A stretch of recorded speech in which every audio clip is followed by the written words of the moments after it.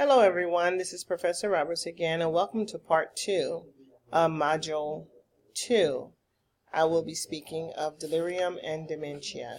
Like before, I'm not going to go through every slide. I want to touch on some highlights that will help you study for your upcoming exam. First, I want to say, I want to give you a personal example of delirium that I personally experienced. Not me, but with a patient. A daughter came in one time and she was asking about her dad and stating that he was just muffling noises and he wasn't himself. So as a nurse, we're supposed to listen not only to the patient, but to the family member. So when we went in and listened to the family member, who was the daughter, the patient, upon assessment, was experiencing delirium. His words, they were just muttered. He was just muttering words, and he wasn't making any sense at all. So this was one example of a nursing experience of delirium. Hello again. I have another example. When I worked in an emergency room, there was a female older adult patient that came in and just was confused, restless, wasn't really making any sense. We didn't know what was going on.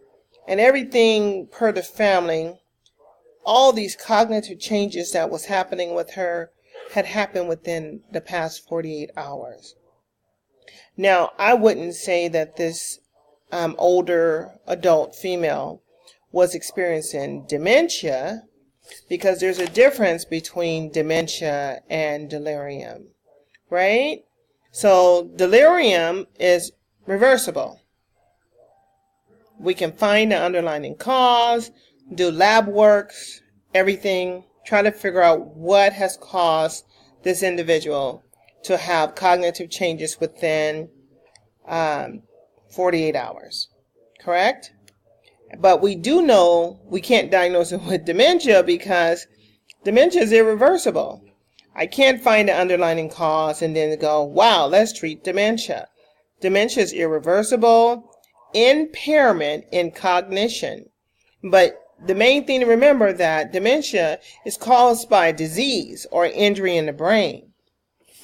So when you receive someone in a family telling you she or he was perfectly fine, and it's like a sudden onset, they became confused, and I just can remember her so clearly. She was restless, and we couldn't understand nothing she was saying, and we were just baffled. This young lady, and I know she's 65 and older, but I'm calling her a young lady, was experiencing delirium. So make sure you remember some of my examples, because they are real examples and things that has happened with the older population. And the most important thing is to know, you know what? She's experiencing delirium.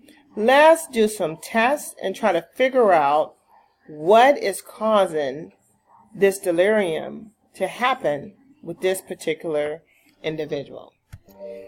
One thing I wanted to add, that no matter what we were doing and what we were trying to treat or how we were trying to treat the female adult patient that came in with the delirium,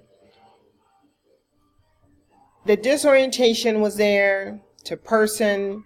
No, I'm sorry. The disorientation was to time and place. But just know, usually it's not of identity.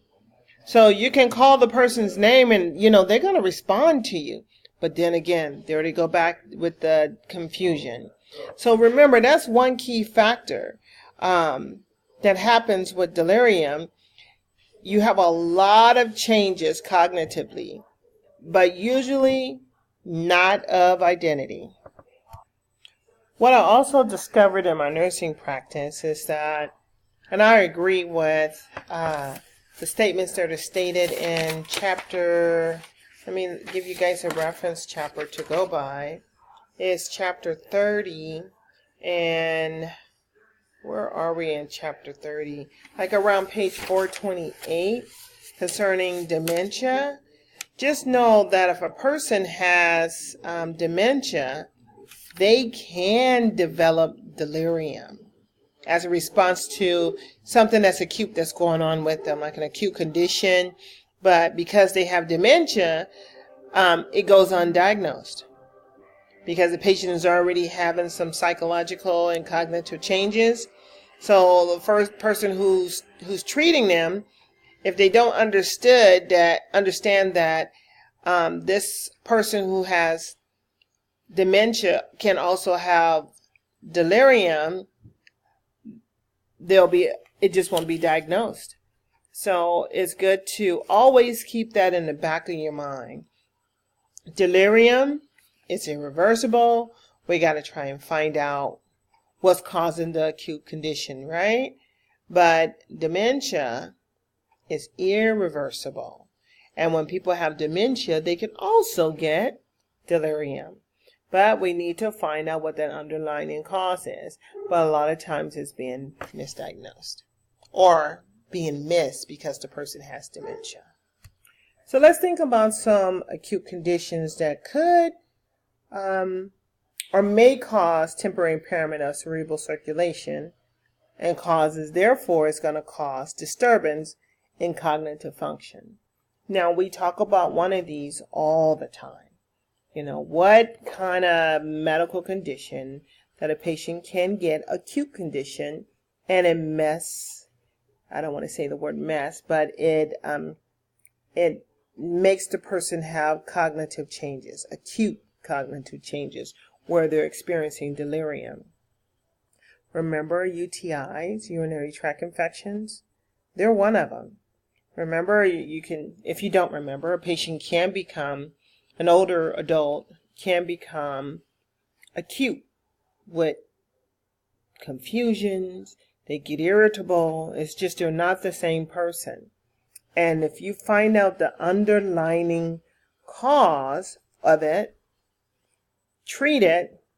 Wow, Mr. Jones is back himself. But yesterday and the day prior to, he was not himself, and we just don't know what happened. That's because urinary tract infections, dehydration, and new medications are all acute conditions that may cause temporary impairment of cerebral circulation and cause disturbance in cognitive function. So now when you speak on UTIs for our older adult population, speak strongly with a good rationale behind it. Let's switch over briefly to Alzheimer's disease.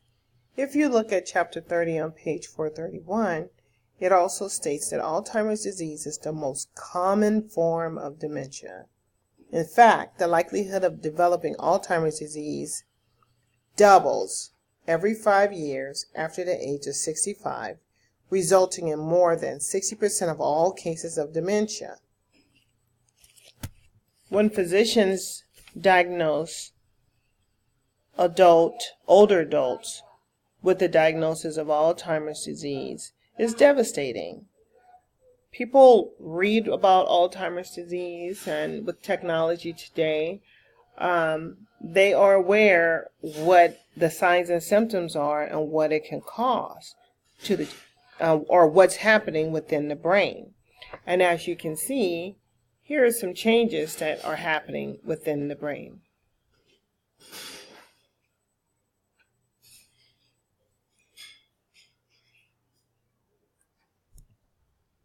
So, with that being said, when we're asked questions or when we're educating the patients, we have to be honest with them. We have to tell them that currently there isn't a cure currently for Alzheimer's disease, but some drugs have been known to slow down the progression of the disease. That's a big difference. So I don't want someone going out there and saying, oh yeah, there's drugs out there and there's a cure for Alzheimer's disease. There isn't. What's happening is it's slowing down the progression of all those signs and symptoms that you have that's related to Alzheimer's disease. But you can encourage them and tell them that there is research that's going on. We support the Alzheimer's disease walks so money can help support research. So research is going on for treatment of Alzheimer's disease, and it's ongoing. It's ongoing, but a cure is not noted to be imminent. But we don't give up. We still support whichever way you would like through walks or donations to help the scientists trying to discover a cure for Alzheimer's disease. Stem cell research is a big research that's happening now. So we don't have a cure, but just know that there's folks out there trying their best to find a cure for this disease. Some patients who are diagnosed with Alzheimer's disease and they personally are starting to feel the early effects of it, maybe some forgetfulness. They might be experiencing some signs of depression also. They're posting post-it notes all around the house to make sure that they don't forget certain things, like maybe put some in the bathroom, don't forget to brush your teeth this morning, and then go downstairs and make breakfast, and then maybe on the refrigerator get the eggs and blah blah blah for breakfast. Just subtle reminders of what to do, because they know that part will be affected big time.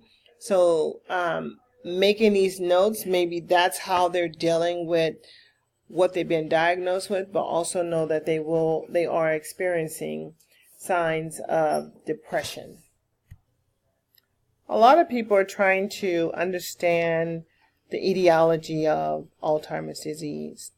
But as a student nurse and as a registered nurse, we all have to remember that the current understanding of the etiology of Alzheimer's disease is just basically it's incomplete, but not wholly lacking. So the disease, it appears to be a result of interplay of like genetics and environmental factors. So know that they're finding pieces, basically is what I'm trying to say, but all those pieces to the puzzle are not there. So they do have some, but they don't have all. So that's why we're saying that the etiology of Alzheimer's disease is incomplete. When a patient also has dementia, we want to make sure that we create a safe environment, covering the sockets, making sure that they're safe. The outlets are covered, is what I'm trying to say, the electrical outlets. Providing pictures of the family, all in a room so they can constantly see familiar faces, soft music, low lighting, and most importantly, making sure that the older adult who's experiencing dementia is wearing some type of ID bracelet. Very important, because if so happened they wandered, at least they can be identified. Allow this particular population who's experiencing cognitive changes, if they're trying to do something on their own, let them do it. They might need some supervision, but let them do it. It might get on the person's nerve who's going much faster, but just let them put on their clothes or shoes. They might be moving very slowly, but encourage them to do it. I know I spoke of dementia, but just realize that there are other pathologies that can cause dementia. Those are more highlighted on page 434, and you have vascular dementia and so forth. I wanted to end with care for those with dementia and mainly highlight on safety, making sure the environment is safe, doors are locked or have alarms, because when they wander, they can get lost and also be taken advantage of. Arm bracelets that are on that will identify them, liquids that can be put away that they can possibly drink. We want to make sure that we provide a safe environment for this older population who are experiencing dementia. Thank you for listening, and I'll see you or talk to you on the next round.